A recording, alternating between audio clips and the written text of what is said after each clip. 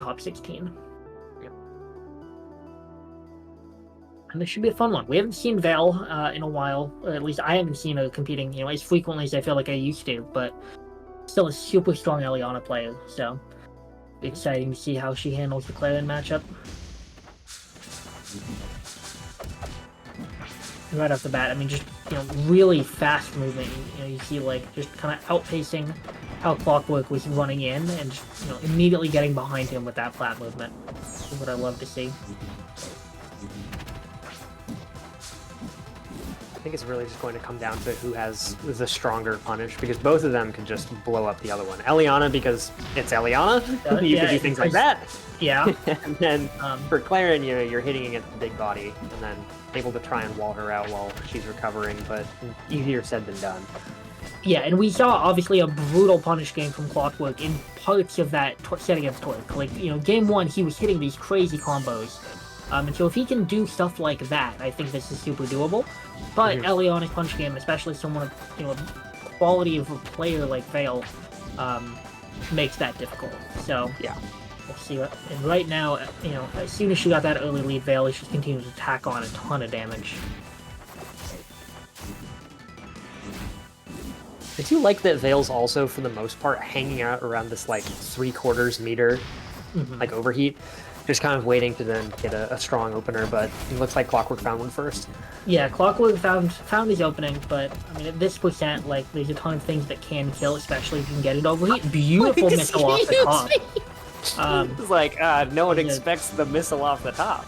Yeah, that was, I mean, there was no mine there, which is typically how you see missile kill. That was just, oh no, you're gonna jump into the blast zone and then you're gonna die for it. Kind of a assisted SD there, if you will, from Vale. I'm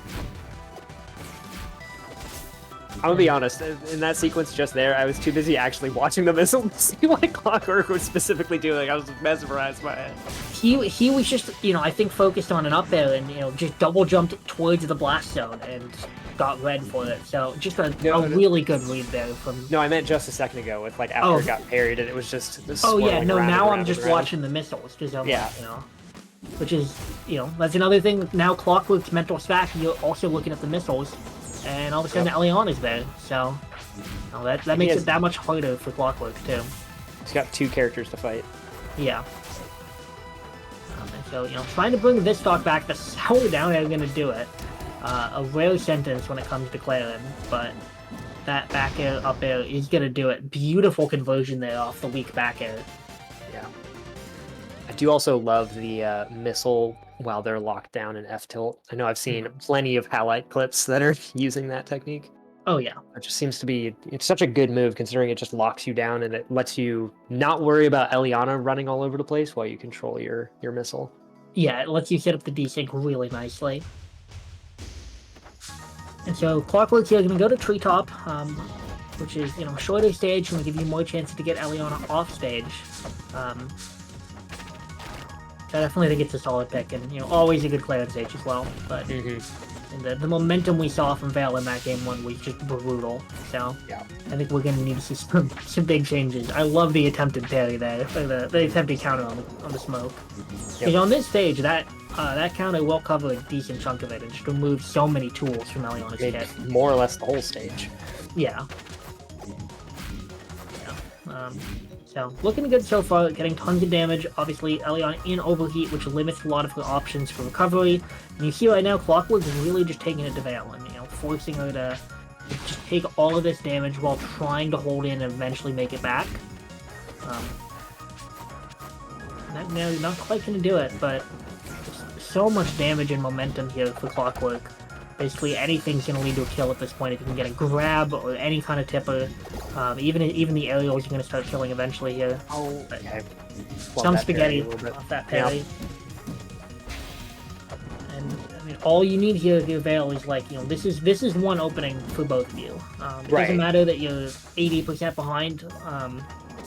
Elliana easily has the ability to find this kill and is heavy enough to potentially make Clairen really work for it, as we've been seeing. I was gonna say, I mean, even like with the exception of the fact that Elliana just can kill you off of nearly any percent, it's more just Clock really wants that momentum in this set 2 or game 2.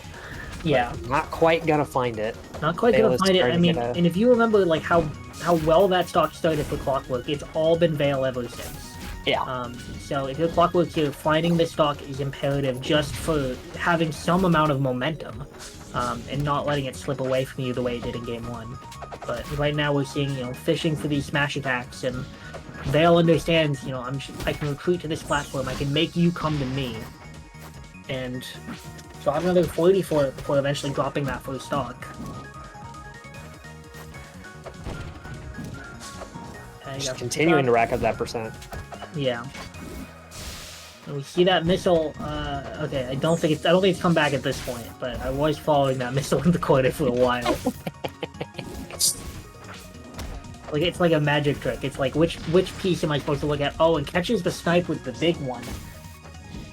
This is such a strong showing here for Veil in Game 2. It just feels like her punish game has been really clean. Ooh, double dare! Let's go! Double dare, not quite gonna do it, but potentially some more damage were it not for that beautiful tech there by Veil. Oh, but another double dare, and that one will do it. Unfortunate, and Clockwork not quite making it back to the stage. Yeah, maybe trying to go for the low end lag single hit, but doesn't quite have the height for it.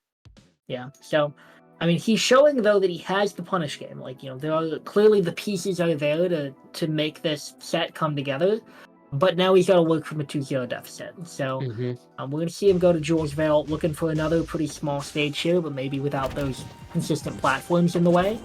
Yeah, I'm honestly surprised, they wouldn't bring it back, though, because he was pretty confident on the stage overall. But maybe holding it for later in the set, just thinking, I need to just shift in momentum. I can go back to it after I get this win, Potentially. I mean, I think that, I think maybe just, looking for, more change of pace than necessarily a counter pick also is on the table. You're down 2-0, could be more of a comfort pick sort of deal. But either way, looking decent this game too, but those missile nails are so brutal. And Veil's punish game is just looking absolutely on point today, so this is tough. You need to win with so few neutral losses if you're Clockwork here, because you could lose neutral 2 or 3 more times, and that is your tournament. That is the way that's how Veil's playing today. So Clockwork just needs to be able to keep up with that. He's gonna win this set and bring it back, reverse 3-0. They're not going to do it. I love these baits now. We're seeing Clockwork, clearly mashing the counter out of combos, and Veil is starting to catch onto it and really reading the counter, and using the missiles to kind of bait it out, which I like to see. I like that that level of adaptation from her. Up tilt here, not going to do it, but pretty close. And double that was actually really good. It looked like he was in hit stun almost that entire time. Between up tilt, two missiles while she was flying up there, and then just getting caught by that F-strong. Okay, yeah, Clock is really kind of fishing for it at this point, going for that. Yeah, I think this is just a little bit of desperation, and the missile, oh my god, that is that's 2 missile galaxies off 2 different blast zones in one set. That's crazy. Just really flashy stuff coming out from Veil here. And she's going to move on to loser side top 16 here at Rivals Recess Major number 4. That was nutty. Yeah, that was crazy. Her missiles were absolutely terrifying. I would not want to be going through that kind of a minefield. That's crazy. Yeah, no, I don't envy Clockwork for that set. I wouldn't want to be there either. Yeah. So that leads us to our top 16 today. I know we're going to be swapping out some new commentators in just a minute, but some really great sets so far, and some really hype upsets as well, and close sets. So we've got a really great top 16 coming up. Top players like, obviously, we saw LPs earlier. We saw Phonoid make it out, MSB, back-to-back. So really excited to see what all these folks can do as we move into top 16 and continue showing off the really advanced meta